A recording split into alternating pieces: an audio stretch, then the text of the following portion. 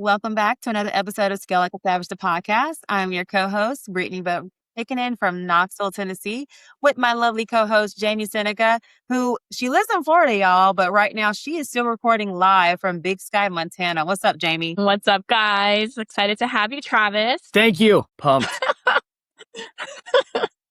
Pumped. You know, Travis, before we let you get going, I just got to do an intro so the folks know who the hell we're talking to. All right. I got to pump you up. So you better look shit, okay? You ready? Oh, I will do my absolute best.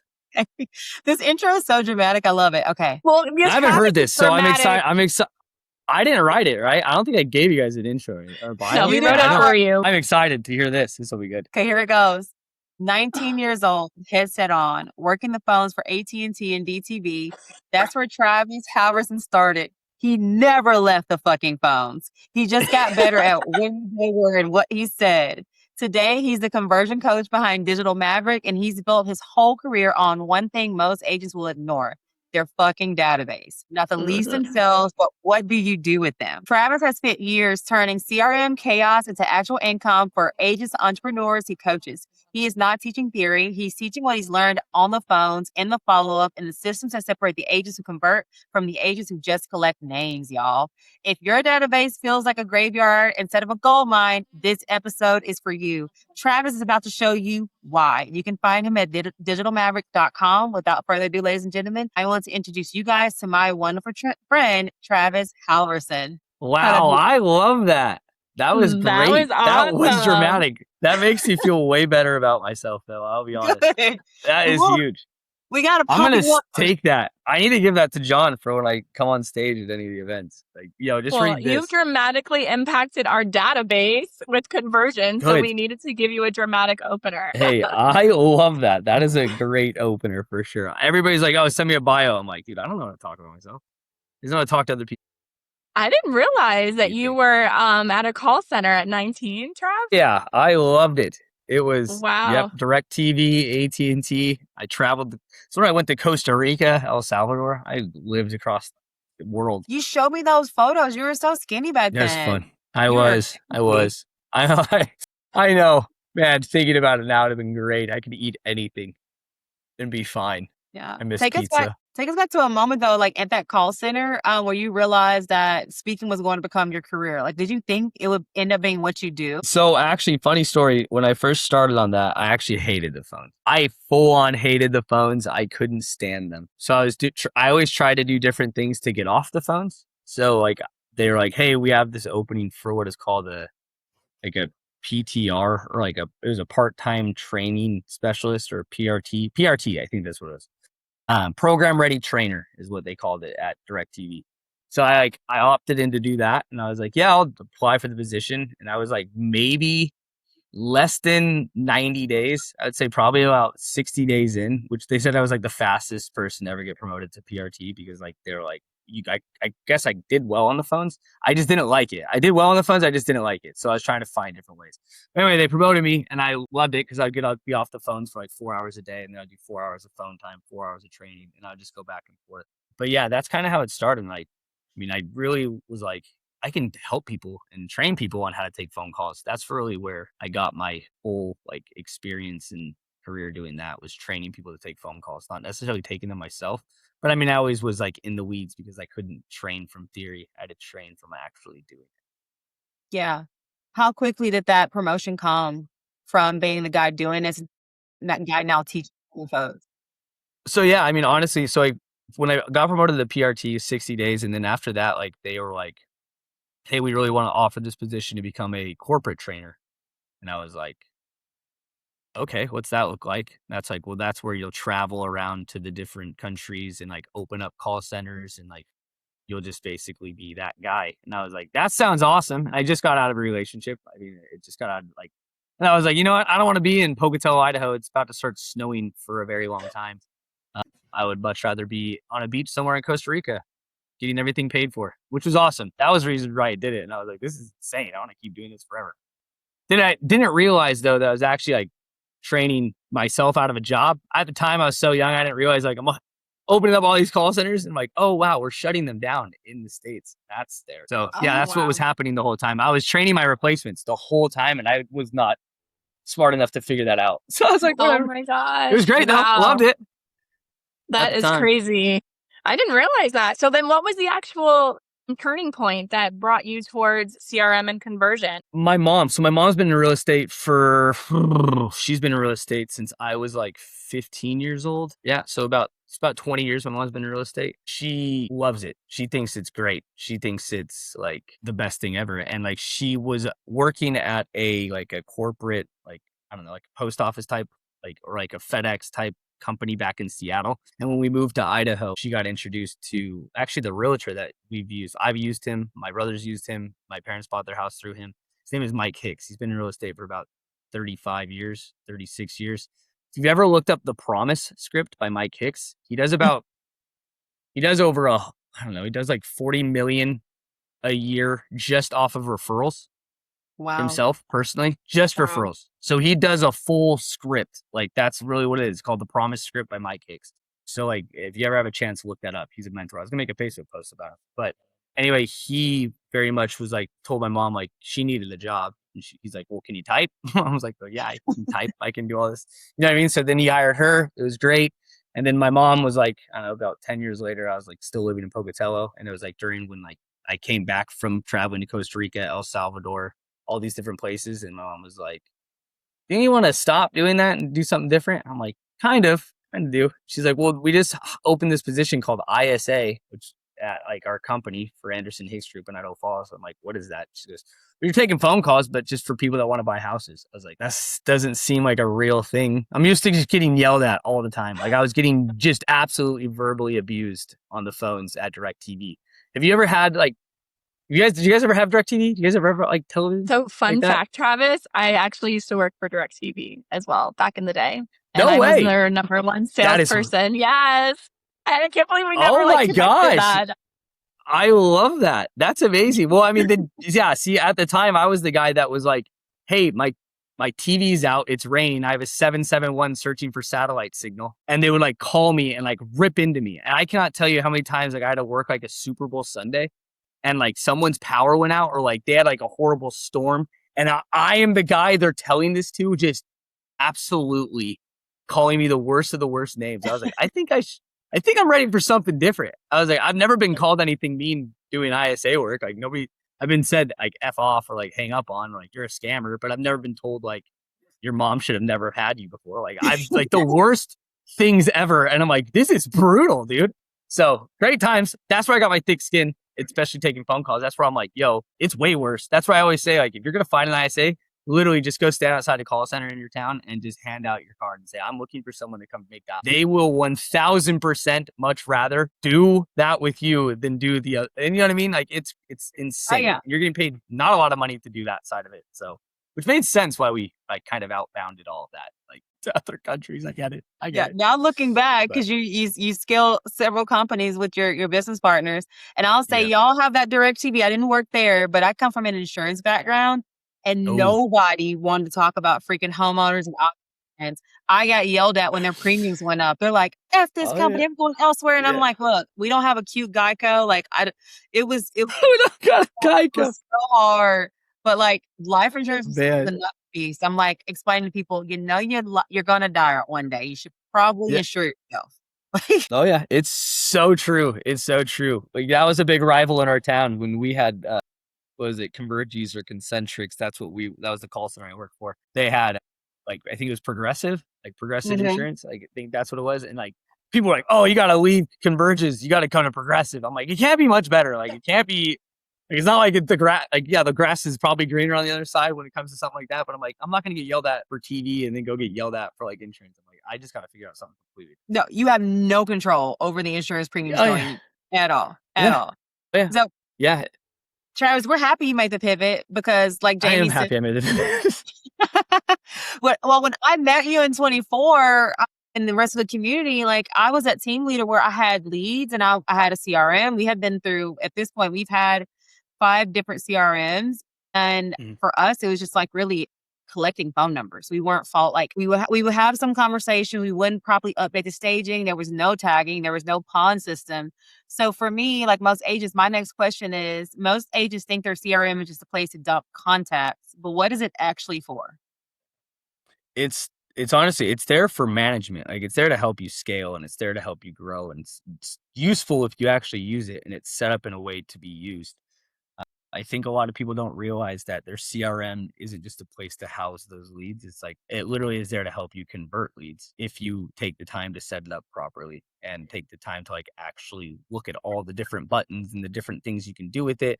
I mean, it really comes down to like a big reason why we built out SureSend the way it is because a lot of CRMs kind of stopped innovating in a way for the agent. You know what I mean? Like, as an example, like there's Britany, there's Fall Boss, there's Sierra, there's Communications Inc. There's Real Geeks, there's Lofty, there's like, I could go on forever with how many CRMs there are out there, but a lot of them really got away for what they're like actually supposed to do. And like, no offense, it's tough. That was why we're like, hey, SureSend, we want to make sure we keep innovating to help people convert more leads, not necessarily just grab data and be a place to store leads. You know what I mean? That's why everything we're building is set to push the needle forward on everything as much as we possibly can. Yeah. But And yeah, Travis, agents what don't have you, understand that. yeah, what have you seen though? Because you're in databases every day. You're living in our database. You've seen the good, the bad, and the ugly of all of it. And you've helped us scale our database where we're so dialed now because of you. But what do you think the one habit is that separates agents from making real money for the ones who are just drowning in lead follow-up or never following up on their leads? Great question. So like the difference between a good agent and a bad agent? Yeah. The in a way, database but through with the database habits, got it. Yeah. So honestly, it just comes down to like, regardless of what system it is, you have leads that you're supposed to be talking to every single day, regardless of if you talk to them yesterday or you talked to them 90 days ago. I think people use their CRMs, in my opinion, in wrong. I think they just use it wrong. I mean, it's always funny to see how people do it. Because if I call a lead or I have a conversation with someone, great conversation, they say, hey, I'm more than a year out from buying or selling real estate. Like, I usually stage them in like 90-day follow-up, right? That's awesome. So now when I go to follow up with them, and keep in mind, like through those next 90 days, I have now talked to thousands of people between today and 90 days where I follow up with, say his name was Steve, right? Now, 90 days go by, I talk to Steve, 90 days go by, I call Steve, right? And Steve doesn't pick up. Good agents understand that they're not just going to now wait another 90 days to follow up with Steve again, because now that's 180 days since we've ever talked to Steve, right? Most agents will just call Steve. Steve doesn't answer. Call him again in 90 days. 90 days go by. They call Steve. Steve doesn't answer. They go by another 90 days, right? That's now like close to, that's like what, 3/4 of a year that's now gone by. And you have Steve's probably already working with another agent that's called him once, right? Good agents will now look at the fact that they called Steve 90 days later. Steve didn't answer. They're going to call Steve again tomorrow because now it's day 91. Then they're going to call Steve again tomorrow. It's day 92. Call Steve again day 3, day 93. Say Steve does answer the phone. Great. Steve answers the phone. I'm going to ask Steve, hey, Steve, it's been a while since we chatted. Just want to make sure you're still more than a year out from purchasing a home, correct? You've been getting my emails, you've been getting everything. He's going to more than likely say yes, right? That's just how the game works. Awesome. Guess what? Put Steve back in the 90-day category and Steve gets a call from me again in 90 days. Right? Most agents won't do that. They'll look at Steve as like, hey, I called him, checked the box off. I did what I was supposed to do and move on. Right? Good agents will be like, hey, no, it's been 90 days since I've even heard from Steve. Steve could potentially be dead. Steve might think I'm dead. Like, I need Steve to know that I'm still here. I'm his guy. I'm going to take care of him. So Steve now goes into like a daily follow-up until I get home. Now, I'm not saying like the agents will call them every single day. Like, they'll give it like 4 or 5 attempts after they've talked to them.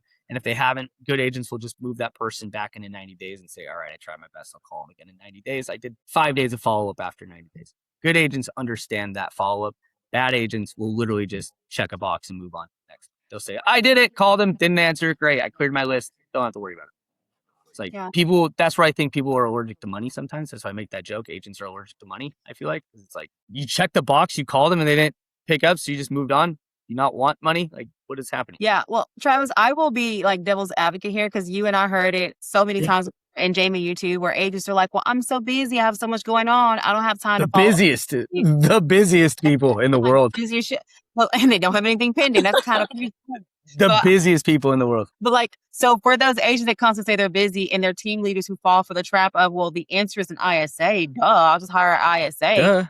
That guy would be guy or girl. Like, okay, so 2 things. Do you think every team should have an ISA? And if they do get one, like at what point in the scale does it make sense? I think certain teams deserve an ISA. I think there's a lot of teams that don't deserve an ISA. I think a lot of teams look at an ISA as like a Band-Aid fix, or like just like they actually look at an ISA like a solution to a problem. And in my opinion, I feel like they need to work their way up to get there. One, like I've met with people that say they have like 900 leads in their database and they need an ISA. I'm just like, no, you need to work harder. That's crazy. I've had people that will say like, oh, they have 5,000 leads in their database. That's usually where I say start. If you have 5,000 leads in your database, perfect. You probably should have an ISA. Like if it's just you and the transaction coordinator and you're like, you know what I mean? You need to probably get a showing assistant. If you don't want to grow a team from that point, then you need to get a showing assistant and you need to get an ISA to help you like set appointments for yourself. And you should just be going on appointments, right? But if you as a team leader are like, hey, we have all these leads in our database. I have like all these agents that aren't calling. Like, let's get an ISA in here to do the dials because the agents aren't. Like, that's not the solution by any means, because all you're doing is you're taking calls that aren't being made, or you're taking leads that aren't being called. You're finally getting them called. They're getting moved down to the bottom, closer to the bottom of the funnel, and you're handing it off to people that don't want to call. So it's like at the end of the day, like, yes, you're going to get, you will still stumble into deals more so than if you didn't have an ISA. Like, that's just kind of territory because someone's doing something. But at the end of the day, it's not going to really help. You're just going to end up like spending more money to just have your agents not calling.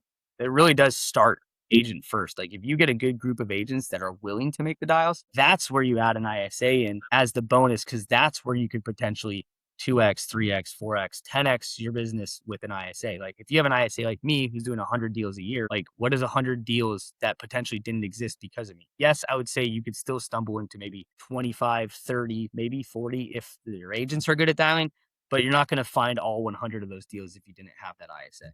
So, I mean, that's where it's like that added bonus on top of it. Does that clarify? Yeah, that makes sense. Yeah. So what's a system that you built out of pure necessity, Travis?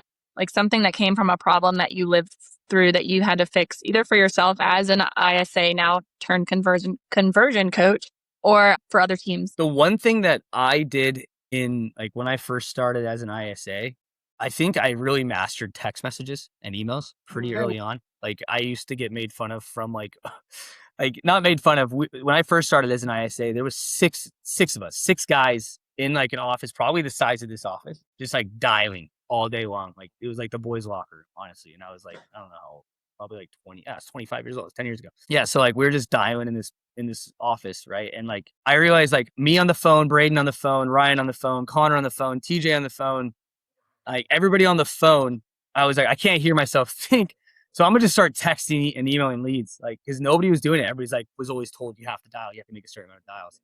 And I was like, no, I was told I have to get closings. I don't have to dial, I have to get closings. So back before TCPA, I think existed, like it's always existed, but like back before you're like, hey, you're not allowed to text leads. I was just coming up with text templates all the time. Before ChatGPT existed, before any of that stuff existed, I was like coming up with good text messages. And I would honestly send a text message to every person in my database. And I would like, we only had like 8,000 leads. I texted all of them multiple times, but I would like send text messages like I was trying to date the lead. Like that sounds really bad, but like every person I've ever talked to, I've always tried to like date in a way as a client. I'd be like, how do I get this person to fall in love with me? So they use me as a ISA and then use my agent. So like that was my mindset on it. So I just started sending out text messages, ripping through like emails, all that stuff. I got really good at it. Our boss at the time would come in and ask our manager, because I wasn't the ISA manager. He'd come in and be like, Connor, how do we get everybody doing what Travis is doing? He's like, I don't know, man. Honestly, he's like, Travis will get 2 appointments every single day. Like it's the easiest thing in the world. Everybody else is like struggling to get people to pick up the phone. It's like, insane. Yeah. So we built the process out of texting and emailing, which also brings me to the fact that like out of necessity, I remember this because Follow Boss, as an example, didn't allow auto texting, right? The best thing that I ever did for me as an ISA, if you guys ever met Jesse for call action Jesse? Oh yeah. Yeah. Yes. So the best thing that I ever did was with Jesse one time. Love that. Karaoke with Jesse sounds amazing. No, I want to go to Burning Man with him. It sounds like a wild ride. But no, was the best thing I ever did was implement call action in my business. Now we have things like texting Betty. But call action was the first thing to ever do it. And like they were the first ones to ever be like a texting platform integrated into Follow Boss. And like I mastered that thing. Like I loved it. Like I thought it was amazing. I had 10 days of pain automated. I automated my life when it came to that. And like that really helped me scale up to like close to like 120, 130 closings a year because I was able to automate like everything when it came to texting and emailing. I just had to worry about picking up the phone. That was like out of necessity what I put together. You're like my dream ISA. I would love to, if you ever, you think come back. Like, can we clone you? Oh, Yeah. But, Oh, like- yeah. Soon. Soon. Soon. Oh, Soon. yes. Yeah. We can talk about that later. That's true. Yeah. we can That's talk true. about that. But like, I just want to talk about your journey because you went from being like this badass ISA crushing 100, you said 100 to 140 deals a year. So what like happened to make you think bigger? Like think about taking your talents and like going to what I now consider like the championship team, because you know how I feel about you guys over at Easy, Preston and the crew. Like what was a relationship or something that like, did you meet those guys? How did you get started with the community? No, so so when I moved from Idaho to Myrtle Beach, I got hired as an I. So I actually just called the Keller Williams team because I was Keller Williams back in Okay. Idaho. I called the Keller Williams team and I just asked, like, I just registered in their database because I was looking for an apartment and like I couldn't have, like, I bought a house in Idaho, but I wanted to rent that out. And I just wanted an apartment because I didn't know if I wanted to live in Myrtle Beach. Going from Idaho to Myrtle Beach is the craziest thing in the world. People are like, how'd you do that? Dartboard, where does it not snow? Where's it cheap? It got Myrtle Beach. So then basically from there, I talked to this girl. Her name is Jen. Love her to death. She actually lives down by you, Jamie. She moved there. She's great. She's a really good real estate agent.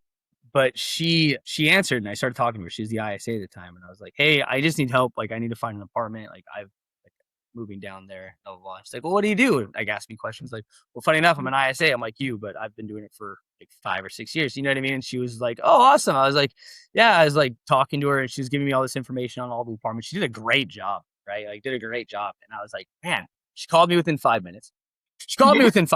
I got a text message and an email. Or sorry, no, I got an email. I just got an email from her. I got a call, but I never got a text message from her, which was weird because I was like, I was in Britany at the time. I was like, they're not using Britany. And then so all of a sudden I told her a little bit later, I got a phone call from like their director of operations. She called me, had a great conversation with me. And she was like, hey, we'd like to bring you down. Do you remember Alex Litz? Did I ever introduce you to Alex Litz? I met Alex, I believe. Yeah, I met Alex. Yeah. So Yeah. Alex was the director of operations for us, hired me Wow.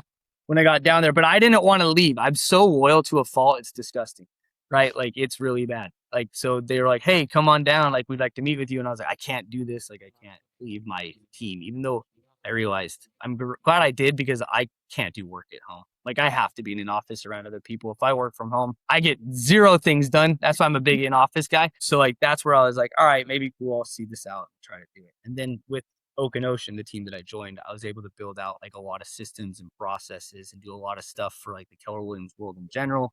They like asked me to like help them out with like command and do all of these different things. I built out Canary. That's how I met Ryan Netter. I hired Ryan Netter, wow. brought him into Oak and Ocean.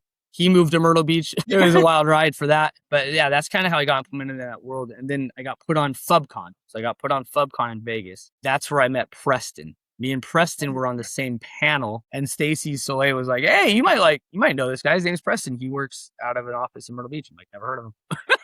I like never heard of him. So, and all of a sudden it was like kind of where it hit because he was more like the yin to my yang. Like he was very much lead generation, talks all about that. I was very much lead conversion. And I was just an ISA. Like I was like, I'm not supposed to be on these stages. That's it. That's all I am. Like that's even like the name of my LLC Preston made me make. It's called Just an ISA LLC. So I got on stage, I started talking about that. I used call action on like stage. I gave away all my workflows, like my 10 days of pain, like all my updated time frame stuff, all my text and email templates, just gave it to the world and just kind of had a lot of people like get super involved with what I was doing. And that's where Preston he always talks about it, his like long game with me of like recruiting. Like he just kept like, let's go to lunch. And just kept offering me to lunch. She's like, never asked me to join his team or anything. Kind of like always like hinted at it. But I got into a pretty good spot where I was like, hey, I need to make a decision of what I want to do. Do I want to move to Austin, Texas and work for Keller Williams forever and only Keller Williams? But I don't know what that looks like. Or I could join this man over here in his little office and just see what he's building out. Or I was like, I'm going to just do that. So I just picked Preston and everything he was building and just like honestly just trusted everything that he was doing and just said yes. Why did you make that decision though, Travis, to like not work for Gary Keller at the time, who I came from KW. I started my career there as well. Like Gary Keller's the fan for most people. Like I call it, I have friends and I'm like, respectfully, they drink a little bit too much Kool-Aid. But why did you like end up following Preston of all people who was in the little office, as you said? Yeah, because Preston honestly, like Preston saw I think Preston saw more of my potential than I saw in myself, in my opinion. Mm. Like he very much was like, dude, what are you doing? Like you're making phone calls still every single day for like just a local team. And that's like where it was like, he's like, I need help building all this stuff out. It's just me, like one man show, like doing all these things here. And like, so like when I met with him, everything was great. And like, I was like, man, this makes sense. Like this works out. And like, yeah, I've been on a lot of Zoom calls with Gary. They flew me to Austin multiple times to help with command. And I was just like, respectfully, they never listened as much as they probably should have at the time. But it's like, I got looked at like I was just an ISA, like not from Gary, but like his like staff of people that were doing like the tech stuff and everything. They're like, hey, help us build this out. And I was giving everything you see in SureSend. I was trying my best to like, in my way, like build that out with them. And like, they didn't want anything. Like they just looked at it like I was just like a nobody down here. When Preston always put me on a pedestal up here, being like, dude, no, tell me everything you're thinking. So that's where it kind of really worked out. And I was like, yeah, absolutely. I'm going this way instead of this way. Because I didn't want to be closed off and be to that world. So it worked out really, really well. A lot to John and Preston. So that's why I'm like, hell yeah. Now I say yes to everything these guys tell me to do. Mm-hmm. Jamie and I actually recorded an episode before you in from the waiting room, Travis, that was talking about limiting beliefs that we put on ourselves, but those also come from other folks that see us as a title and doesn't allow us within that. I was on a panel a few years ago, and it was an all-ladies panel for women in real estate here locally. And I was like, what I don't like is when people try to label me as just a real estate agent when I'm multifaceted. Like, my personality is so dynamic, and you never know what the hell to expect from Brit. She's going to be country, rap, hip-hop, praising the Lord. Like, you don't know what you're going to get. And it's so true. I love it. I'm just like, you also don't know, like, I want to open up every business that revolves around real estate. Like I'm here on this earth to impact a lot of lives. Don't put me in a box. So I love it. That's why you roll with Preston and y'all are so tight. He pulls out a lot of Jamie and I too. Like, Preston, to listen to this. You're going to be on our podcast because you have to be. People need to like get to know the founder of so many of these companies that's changing the industry because he's just that guy. Like, he's just such a good person. Yeah. Preston's very. I always like, nobody probably listens to it, but like our podcast is so funny because it's like the most Preston ever talks is like on our podcast. It's like I will ask him like the most off the wall shit. It's crazy. Like today he explained like a 401k to me because I literally don't know. He's like a second dad to me at this point. Like I asked him just the most off the wall shit. Like he had to explain to me what fintech was. He had to explain to me what niche tech was. Like just everything. Like agentic AI. I didn't know that. I didn't know anything. I was like, it's just like Travis picks Preston's brain all day long. People don't understand. They only get the Facebook Preston. You know what I mean? Which is like, it's just a different Preston. I need to give Preston a fake account, to be honest with you. To let him just vent, just to let him go wild with it. He says it all the time. He's like, I can't. He's like, I got it. It's good. It's great. But yeah, you're right. He will pull a lot out of you. He is a great guy and great man. He literally, he's looking at things that I don't even think about. Like he's 15 steps ahead of where I was thinking. And he's like already planned what happens in the future a year from now. And I'm like, dude, what? I'm like, I don't even know what I'm wearing tomorrow. So like, dude, I don't even know what's going on. I'm just, whatever my calendar says, great. Preston's like, nope, that's not where we're at. We're over here. I'm like, all right, sick. And you just show up. I love it. That's it. I'll just show up.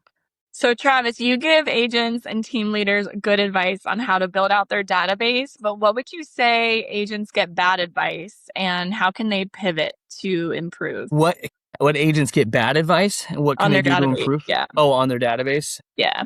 The bad advice is too many stages, honestly. People like they don't stage properly. Like they create stages for everything and things that don't actually help. Like I see so many things like that. Like your database, you have to look at your database as a place to help you manage who you're supposed to talk to. When people will like bring new agents on, they'll say, hey, here's this database. Here's these thousands of leads that you could potentially call. Good luck. Like that's really like a lot of the time, like I'm meeting with agents right now that are brand new and like helping them onboard agents into teams. And I'm just like, I meet with them and they're like, I've logged in once. I'm like, yo, you should completely log into this every couple minutes just because you have to. I mean, you have to stay on top of it. And it's like, this is a full, like if you treat it like a full-time job, it'll pay you like a full-time job. Like it's really what it comes down to. Travis McClure told me that one. Like it's great because it's so true. He's like, I try and tell agents all the time, if you treat this like a full-time job, it'll pay you like time job. If you treat it like a part-time job, it's going to pay you like a part-time job. What you get out, like you get out what you put into it. And like I always tell people, like if you're doing 100 calls in a day, when I can sit down and do 100 calls in an hour, what are you truly doing with your business? Like, do you really want to be in this? Like, there's no such thing as a part-time agent. And I tell everybody that. Like, agents get this all the time. Like, oh, he's a part-time agent. It's like, no, he's not. Because I doubt he just got on the phone and he said, "Oh, sorry, I can't do that showing, so I'm working at Denny's tomorrow, or I'm waitressing or bartending or doing something else." Like, no way are you going to tell your client that you're a part-time agent. So don't tell me you're a part-time agent. Like, that doesn't make sense. You're just not working as hard as the person sitting next to you. You're not a part-time agent. You made the decision to get licensed, so treat it like a job. That is so good. That's great advice. Yeah, I definitely had too many stages when we met, so I'm guilty of that trap. I'm like, is he talking about? I remember this. I do remember that. We sat on an agent day in the life call multiple times, Britany. We were just like, we made so, you were like, all right, what about this one? I'm like, hey, I get where you're coming from with it. I truly do. Like, that's the problem though. Cause like, you can make, not necessarily an excuse, you can make a argument that would make sense. Like, it's like shit, but you have to like be at a certain point where you're like, all right, I can also argue that it could be also over here, or it could replace this. And that's where it's like, you have to think simple when it comes to stages. You can think complex as hell when it comes to tags, but your stages have to be the most simple thing in your database, or you will just have leads in the craziest of buckets. And you're like, what is this person? What do I stage in? You don't want agents to have to sit there and think about that. Go ahead. Yeah, I was going to say for me, Trav, and I literally yell at I don't yell at them. You know what? I do yell at them. Let's be real. I was going to say, yes, you do. Yes, you do. Admit it. You know, I was trying to be soft about that. I'm not soft. The stage that really gets me the most, Charlie's shaking her head. She's like, no, girl, is the met with stage and the spoke with stage. Like, those piss me off so much, and I can't delete them. Like, I just can't. But I love what SureSend is doing, because it solves all the problems. But the met with stage, I'm like, guys, what was the outcome of meeting with someone? Or you spoke with them, okay? Are we nurturing them? What's the timeline? Like, what's the tag? So you really helped us go deeper on that, because it was like, we had, I think, like 25, close to 30 different stages. It was bad, Jamie. Like, we had to get dialed in. I love it. I love it. And honestly, it sounds bad, but shout out to Zillow on this one. Shout out to Zillow on the fact that they force you guys to use stages. It's the smartest thing that anybody could do, and I wish I could do it with everybody. Just because it's like giving people too many, and this is the reason why with like what we're building out with the AI, it's like giving people too many options, they will not get anything done.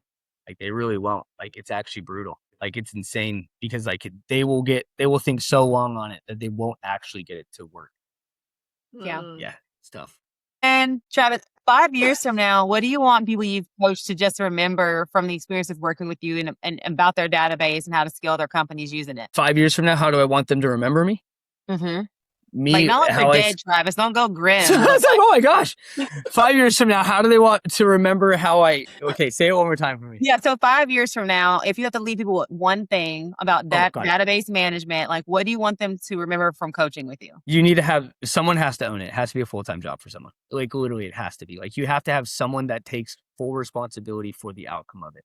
Whether it's like someone that you pay, like, as an example, like even a VA, like anything, someone has to own it for like 8 hours a day. And like, it has to be like, they have to have a full like day in the life of that person. Like, they need to make sure, because anything over 5,000 leads, it's unmanageable for like one person to like try to like do sales, try to do like team leading, and try to also make sure that all your leads are like getting taken care of at the same time. Right? Like, it's impossible. So like, the one takeaway 5 years from now is remember that Travis told me that I need someone to own my database. Doesn't matter who it is. And it could even be AI. Like, it really can be, as long as someone's in there doing something every single day. And that's the cool part with what we're building. Like, that's really like, that's what's going to be awesome, is with what we're building out is going to be someone you can actually put it in there and it will just go. Like, it'll be great. Tell us more about what y'all are building. We're building me, ultimately. Preston calls it AI Trav. We're building me. Every single thing that I've ever done, every single workflow, every sort of text, email template, every phone call. So it's going to be like an ISA that will call, text, email your database. It'll follow up with leads that were sent out to agents. It'll follow up with you if that agent didn't follow up with the lead.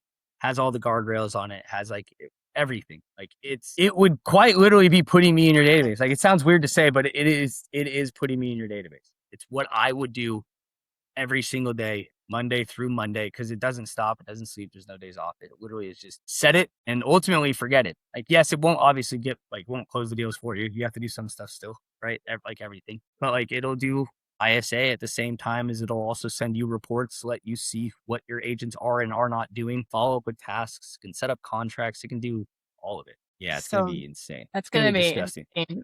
Britany and I are excited to launch with you. Yeah, we have it's a my meeting on your calendar next week.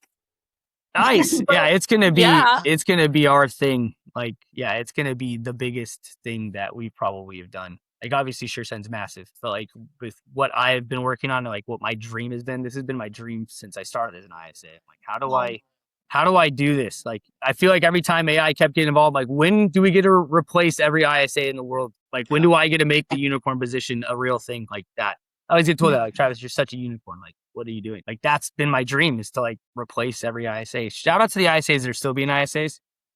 Your time is coming, buddy. Good time is coming. Well, you get replaced working for, when you went out and trained folks in Costa Rica, you didn't know you were being replaced. But Exactly. Same thing, right? It's the same thing. Tables turned, bitch. What's up? No, I'm just kidding. I'm kidding.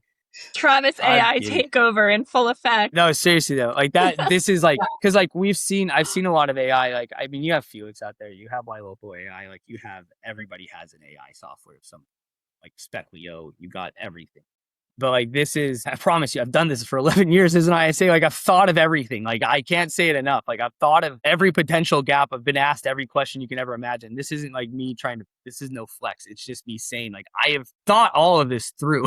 Very much so. I've thought about everything. Yeah. That's why it's like, this thing will be so, October. Like, that's the goal, is October. It should be live here soon. Like, that's where we're going to start running it in easy home search. It's like, it's already all that stuff. So like right now, with Preston, it's all day, hands on, just head down, just making sure this thing is going to be the best ever.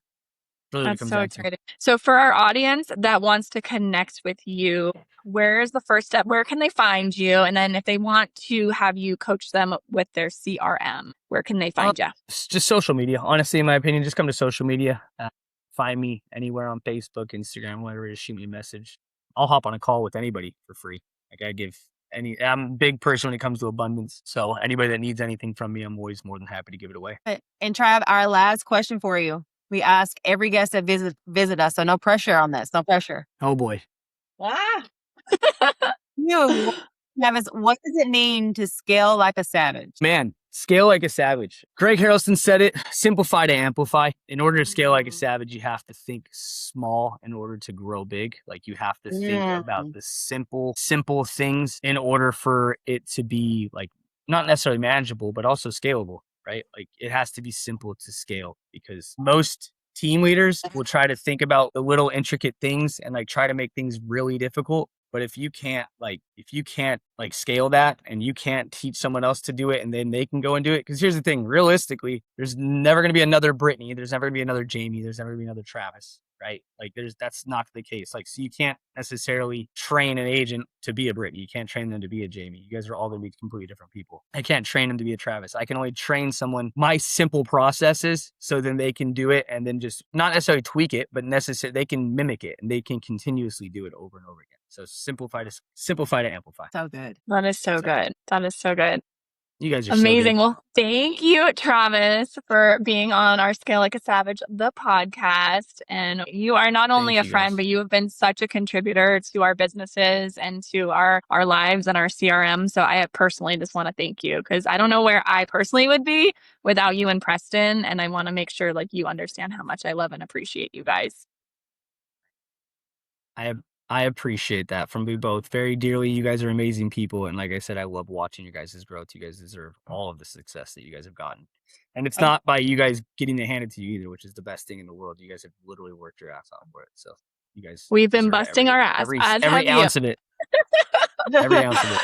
You guys are amazing. I appreciate it. You guys, thank you. So you guys, for our viewers listening. Oh, Jamie, checking in from Big Sky. Jamie, I'm gonna let you close out, Jamie. But I was just going to say, for our viewers that are listening, seriously though, if you do not have a database CRM manager, reach out to Travis. We have almost 15,000 leads now. We may be over that, and now I'm like, okay, now it's probably time to get an ISA, because he just coached me up on this podcast. I'm like, right.